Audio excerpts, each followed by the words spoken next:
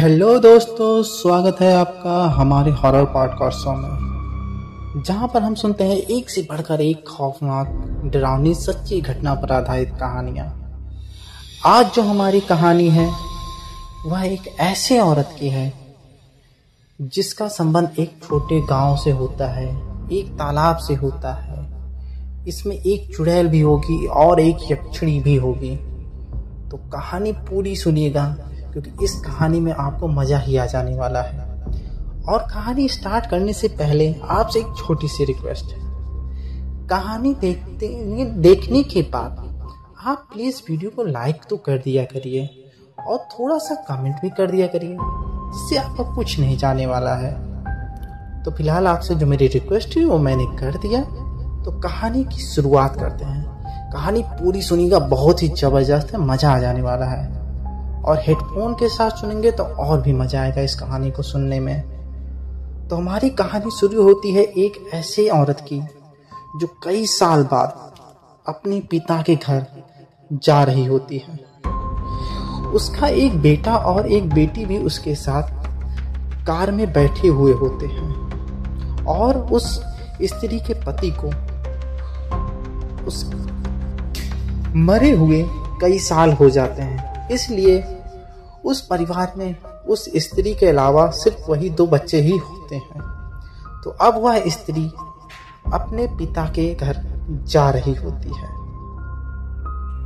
वह अपने पिता के घर इसलिए जा रही होती है क्योंकि एक दिन पहले ही उसके पिता की तबीयत खराब होने की वजह से मौत हो जाती है और वह उनके जनाजे में भी शामिल नहीं हो पाती है। लेकिन जानकारी मिलते ही वह अपने पिता के घर रवाना हो जाती है। अब उसके पिता के घर सिर्फ उसका इकलौता बड़ा भाई ही होता है, क्योंकि उसकी जो माँ होती है वह कई सालों पहले ही मर चुकी होती है। और उस औरत की एक छोटी बच्ची उससे पूछती है, क्या मामा आपको बहुत प्यार करते थे माँ? तो वह स्त्री कहती है, हाँ, हम दोनों एक दूसरे को बहुत प्यार करते हैं। जब वह रास्ते से अपने घर की ओर जा रही होती है तो रास्ते में बहुत ढेर सारे फसल लहरा रहे होते हैं और उन फसलों के बीच से रास्ता गुजर रहा होता है, जिसको देखकर बच्चों को बहुत ही अच्छा लग रहा होता है। और कुछ ही समय में वे लोग अपने मामा के घर पहुंच जाते हैं। उसके मामा का घर उस गांव में सबसे अच्छा होता है और वह धन दौलत से थोड़े बहुत संपन्न भी होते हैं। जब उन लोगों की गाड़ी घर के सामने खड़ी होती है तो वहां पर उसके मामा पहले से ही उन लोगों का इंतजार कर रहे होते हैं। वह अपनी बहन और अपने बहन के बेटे और बेटी को देखकर बहुत ही खुश होता है और उन्हें अपने गले से लगा लेता है और फिर उन लोगों को घर के अंदर ले जाता है, जहां पर उसकी बहन अपने पिता के मरने का दुख अपने भाई से जाहिर करते हैं और वह दोनों एक दूसरे से गले लिपटकर रोने लगते हैं और अपने पिता को याद करने लगते हैं। उस औरत का नाम रोजी होता है और उसके भाई का नाम डेविड होता है। रोजी कहती है, इस घर का तो हुलिया नहीं बदला, यह पहले जैसा था आज भी वैसा ही है। डेविड कहता है, हाँ वो तो है। फिर रोजी कहती है, अब तो तुम्हें खाने पीने में बड़ी तकलीफ होती होगी। तो डेविड कहता है, नहीं, रिया है ना। तो रोजी कहती है, रिया कौन? डेविड कहता है, रिया मेरी पत्नी है। रोजी चौंक कर कहती है, तुमने शादी कर ली और मुझे बताया तक नहीं? तो डेविड कहता है, यह सब इतनी जल्दी हुआ कि मुझे तुम्हें बताने का मौका ही नहीं मिला। और फिर इधर पिता की तबीयत खराब हो गई और वह मर गए, जिससे मैं और भी इन कामों में उलझ गया और रोजी और उसके दोनों बच्चों से मिलने का मौका तक नहीं मिला। अब रोजी और उसके दोनों बच्चे रिया से मिलते हैं। रिया देखने में बेहद खूबसूरत स्त्री थी। साथ ही रिया रोजी और उसके दोनों बच्चों से बहुत प्यार से मिलती है, जिससे रोजी को उसका व्यवहार बहुत ही अच्छा लगता है। शाम को वह पांचों एक साथ खाना खाने के लिए बैठते हैं। खाना रिया ने बनाया होता है और वह खाना बहुत ही स्वादिष्ट होता है, जिसको खाकर रोजी और उसके बच्चे बहुत ही खुश हो जाते हैं। अब खाना खाकर वह सब अपने अपने कमरे में सोने के लिए चले जाते हैं। रोजी अपने कमरे में अलग सोने के लिए चली जाती है और वहीं उसके दोनों बच्चे एक अलग कमरे में सोने के लिए चले गए। अब रात के 2 बजे हुए होते हैं। उसके दोनों बच्चे आराम से सो रहे होते हैं। तभी रोजी की छोटी बच्ची के ऊपर पानी की एक बूंद उसके माथे पर टपकती है, जिससे उसकी आंख खुल जाती है और वह सोचती है यह पानी यहाँ कैसे आया। और उस पानी से मछली की बदबू भी बहुत तेजी से आ रही होती है। अब वह बच्ची उठकर अपने बिस्तर पर बैठ जाती है। तभी कुछ ही मिनट में उसे अपनी माँ के कमरे से एक अजीब सी आवाज सुनाई देती है, मानो उसकी माँ को किसी ने जकड़ रखा हो। वह लड़की उठकर अपने बड़े भाई को जगाती है और पूछती है, क्या तुमको भी यह आवाज आ रही है बड़े भाई? उसका बड़ा भाई कहता है, हाँ मुझे भी आवाज सुनाई दे रही है और यह आवाज माँ के कमरे से ही आ रही है। लेकिन वह आवाज इतनी भयानक होती है कि उसको सुनकर वे दोनों बच्चे बहुत ही डर जाते हैं। लेकिन साहस करके वह अपनी माँ के कमरे की ओर बढ़ते हैं और धीरे धीरे जब वह अपने कमरे, जो अपनी माँ का कमरा होता है, उसके पास पहुंचते हैं तो वह जो नजारा देखते हैं उसको देखकर उन दोनों की आंखें फटी की फटी रह जाती है और वह वहीं पर एक पुतले की भांति जम जाते हैं। वह देखते हैं उसकी माँ का बिस्तर जो होता है वो अजीब सा हुआ होता है और उस बिस्तर पे उसकी माँ जकड़ी हुई होती है। साथ ही उसके बिस्तर के बगल में एक खतरनाक चुड़ैल खड़ी हुई होती है, जो देखने में बहुत ही भयानक होती है और वह कुछ अजीब से अपने हाथों को उसकी माँ के ऊपर फिरा रही होती है, जिससे उसकी माँ बहुत ही बेचैन होकर उस बिस्तर पर तड़प रही होती है और चीख भी रही होती है। तभी वह चुड़ैल उन दोनों बच्चों को देखती है और उन्हें अपने पास बुलाने का इशारा करती है। लेकिन कुछ ही समय में वह चुड़ैल राख में बदलकर वहां से गायब हो जाती है और साथ ही उसकी माँ को भी राख में परिवर्तित कर खिड़की के रास्ते से वहां से कहीं दूर उड़ा ले जाती है। यह सब देखकर बच्चे बहुत ही तेजी से चीखते हैं और अपने माँ के कमरे की ओर, यानी अपने मामा के कमरे की ओर भागते हैं और उस कमरे में पहुंचते ही अपने मामा को सारी घटना विस्तार से बताते हैं। अब उसकी पत्नी यानी डेविड की पत्नी और डेविड दोनों उन बच्चों को लेकर उनकी माँ को खोजने निकल जाते हैं।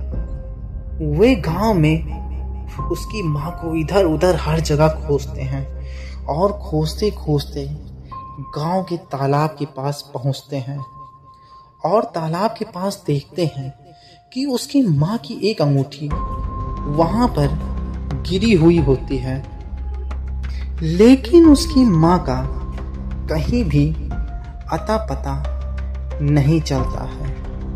असल में उस गांव में एक कहानी या यूं कहें एक अफवाह बहुत ही प्रसिद्ध थी। वह कहानी या अफवाह यह थी कि उस तालाब में एक पानी की चुड़ैल होती है और जो कोई भी उस चुड़ैल की कंघी उठा लेता है या चुरा लेता है, वह चुड़ैल रात में उस कंघी को लेने के लिए उस इंसान के पास आती है और उस कंघी को तो ले ही जाती है, साथ में उस व्यक्ति को भी अपने साथ ले जाती है और उस तालाब में डुबो देती है, जहां से उस व्यक्ति का कुछ भी अता पता नहीं चलता है। अब रोजी को खोजते खोजते उन लोगों को सुबह हो जाती है और वह सब अपने घर वापस चले आते हैं। उसके बच्चे बहुत दुखी होते हैं और उस दिन उन दोनों बच्चों ने कुछ भी नहीं खाया और रात होने के बाद वे बच्चे सोने के लिए अपने कमरे में चले जाते हैं। लेकिन दिन में वे बच्चे उस गांव के एक पुजारी से मिलते हैं और अपने साथ जो भी घटना हुई उसको बताते हैं। वह पुजारी कहता है, तुम्हारी माँ को वापस लाने का सिर्फ एक ही जरिया है और वह कंघी। अगर किसी प्रकार से उस कंघी को तुम लोग ले आते हो तो उससे तुम्हारी माँ को वापस लाया जा सकता है। यह सब पता करके वह बच्चे अपने घर चले आते हैं और रात में सो जाते हैं। रात होते ही उन दोनों बच्चों को अपनी माँ के गाने की आवाज सुनाई देती है। वे दोनों बच्चे उस आवाज का पीछा करते करते उस तालाब के पास दोबारा पहुंच जाते हैं और देखते हैं कि एक स्त्री तालाब के बगल में बैठी हुई है और वह सफेद कपड़े पहनी हुई है। साथ ही वह अपने बालों को एक कंघी से लगातार झाड़ रही होती है। छोटा लड़का तेजी से झपटते हुए उस औरत के हाथों से उस कंघी को खींच लेता है और दोनों तेजी से अपने घर की ओर भागने लगते हैं। लेकिन वह चुड़ैल उन दोनों के सामने आ जाती है, जिसे देखकर वे बच्चे बहुत ही भयभीत हो जाते हैं, क्योंकि उस चुड़ैल का रूप ही इतना भयानक होता ही है। तभी उन दोनों बच्चों के सामने उनके मामा की पत्नी यानी रिया वहां अचानक से पहुंच जाती है और वह कुछ मंत्रों को पढ़ने लगती है, जिससे वह चुड़ैल वहां से भाग जाती है और वह उन दोनों बच्चों को वापस अपने घर जल्दी से लेकर चली आती है। साथ ही उन दोनों बच्चों से वह कंघी भी ले लेती है और फिर वह तीनों अपने अपने कमरे में सोने के लिए चले जाते हैं। सुबह होने पर दिखाई देता है कि डेविड की तबीयत दिन प्रतिदिन खराब होती जा रही थी। कई डॉक्टरों से दिखाने के बाद भी उसकी तबीयत ठीक नहीं हो रही थी। वे दोनों बच्चे सुबह जब किचन में जाते हैं तो देखते हैं रिया अजीब तरीके से पानी पी रही होती है, मानो उसको कितने दिनों से पानी नहीं मिला हो, और खाने को इतना तेजी से खा रही है जैसे लगता है वह जन्म जन्म की भूखी रही हो।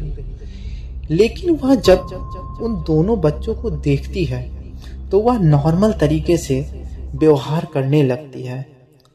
अब उन दोनों बच्चों को रिया पे शक होने लगता है, क्योंकि पिछली रात जब उसकी माँ को पानी वाली चुड़ैल लेके गई थी तो उन लोगों ने एक बात ध्यान दी थी, वो यह थी कि उसकी माँ के बालों में वही पानी वाली चुड़ैल की कंघी फंसी हुई होती है और उसकी माँ उसे निकालने का प्रयास कर रही थी, लेकिन वह निकाल नहीं पाती है और फिर चुड़ैल उसे उठा ले जाती है वहां से। असल में वह कंघी डेविड की पत्नी यानी रिया ने उसकी माँ को दिया हुआ होता है। आज की रात बच्चे अपने कमरे में सोने नहीं जाते हैं और वह रिया पे नजर रखे हुए होते हैं। रिया को बहुत तेजी से प्यास लगती है और वह पानी पीने के लिए किचन में जाती है, लेकिन किचन में पानी की एक बूंद भी नहीं होती है और ना घर में ही कहीं पानी का एक बोतल भी होता है। असल में उन बच्चों ने यह बातें गांव में सुनी हुई होती हैं कि यक्षिणी जो होती हैं वह रात में बिना पानी पिए जीवित नहीं रह पाती हैं।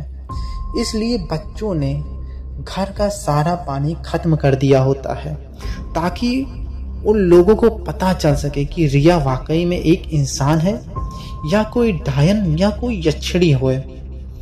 बच्चों को किचन में जब कुछ आवाज आने की सुनाई देती है तो वह जाकर किचन में देखते हैं तो वह देखते हैं कि रिया अपनी जीभ को, जो कि उसकी बहुत ही लंबी उस समय दिखाई देती है, वह अपनी जीभ से किचन के एक खिड़की के एक शीशे से, जो कि शीशे पे ओस जमी हुई होती है, उसको चाट रही होती है। और यह देखकर बच्चों का तो मानो हाल ही बिगड़ जाता है और उन्हें यकीन नहीं होता है कि जिसको वो अपनी मामा की पत्नी समझते हैं असल में वह कुछ और ही है। दरअसल कहानी कुछ और ही होती है।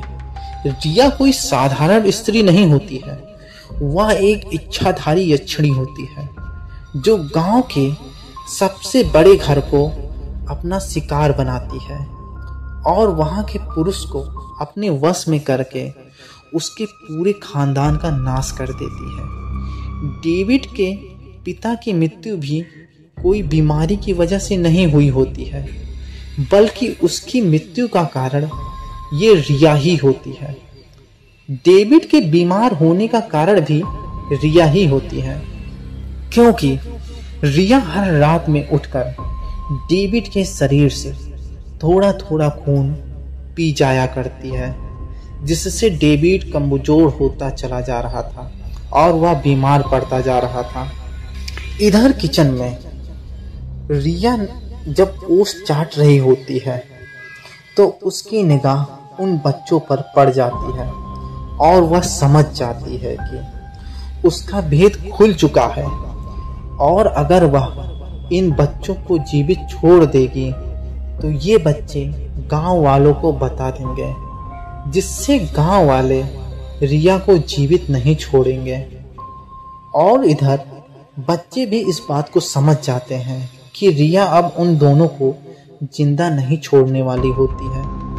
तभी बच्चे रिया के कमरे में तेजी से भागते हैं और रिया ने जहां उस कंघी को छुपा रखा होता है उसको लेकर वे दोनों तालाब की ओर भागते हैं। रिया भी उन दोनों बच्चों का पीछा करते हुए उनके पीछे पीछे जाती है।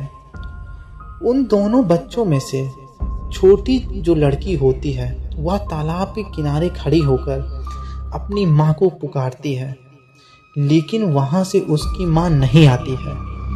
तभी कुछ ही देरी में बच्चों के सामने हवा में रिया उड़ती हुई नजर आती है और वह कहती है, तुम मेरे बच्चे बनकर रहो, मैं तुम्हें दुनिया की सारी खुशियां दूंगी, तुम लोगों को जो चाहिए होगा मैं वो सब कुछ तुम्हें ला कर दूंगी, बस तुम लोग मुझे ये कंघी दे दो और हम लोग मिलकर साथ रहेंगे और खूब मस्ती करेंगे। लेकिन बच्चे नहीं मानते हैं और वे कहते हैं, नहीं, हमें हमारी माँ ही चाहिए, तुम डायन हो। यह शब्द सुनते ही रिया क्रोध में आ जाती है और वह एक भयानक यक्षिणी में बदल जाती है। यह देखकर बच्चे बहुत ही भयभीत होकर वहीं गिर जाते हैं। अब वह यक्षिणी एक भयानक आवाज में कहती है, जो हाल मैंने तुम्हारी माँ का किया, अब वही हाल मैं तुम दोनों के साथ भी करूंगी। अब वह अपने मंत्रों के द्वारा उस तालाब की चुड़ैल को बुलाती है तालाब की चुड़ैल वहां प्रकट हो जाती है और वह धीरे धीरे उन दोनों बच्चों की ओर बढ़ रही होती है, क्योंकि तालाब की चुड़ैल को वही कंघी चाहिए होता है जो उन दोनों बच्चों के पास होती है। इसलिए चुड़ैल उन बच्चों की ही तरफ बढ़ती है। इधर रिया अपने मंत्रों को पढ़े ही जा रही होती है। तभी छोटा लड़का अपनी जेब से उस कंघी को निकालकर रिया के बालों में लगा देता है, जिससे रिया चीखने लगती है।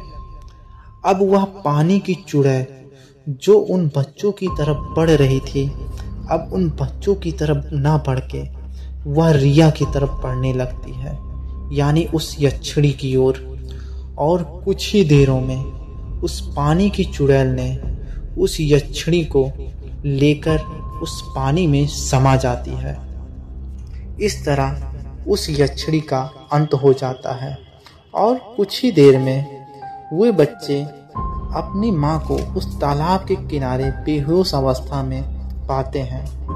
वे दोनों बच्चे अपनी मामा को बुलाकर लाते हैं और अपनी माँ को अपने मामा के घर ले जाते हैं। सुबह होते ही उन दोनों बच्चों की माँ होश में आ जाती है, लेकिन हैरानी की बात यह होती है कि उनके मामा यानी डेविड को यह होश नहीं आता है कि उनकी शादी हो चुकी हुई होती है और उनके जीवन में रिया नाम की कोई स्त्री भी हुआ करती है।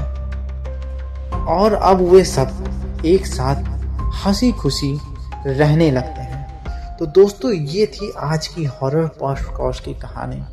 अगर आप लोग को मेरी कहानी पसंद आई हो तो प्लीज़ आपसे रिक्वेस्ट है, एक लाइक तो बनता ही है इस कहानी के लिए, और कमेंट करेंगे तो हमें बहुत अच्छा लगेगा, ताकि हम प्रोत्साहित हो सके आपके लिए और ही इंटरेस्टिंग और भयानक कहानियाँ ला सकें आपके लिए। फिलहाल मिलते हैं किसी नेक्स्ट वीडियो में और एक कहीं रोचक कहानी के साथ। तब तक के लिए अपना ख्याल रखिए और मस्त रहिए।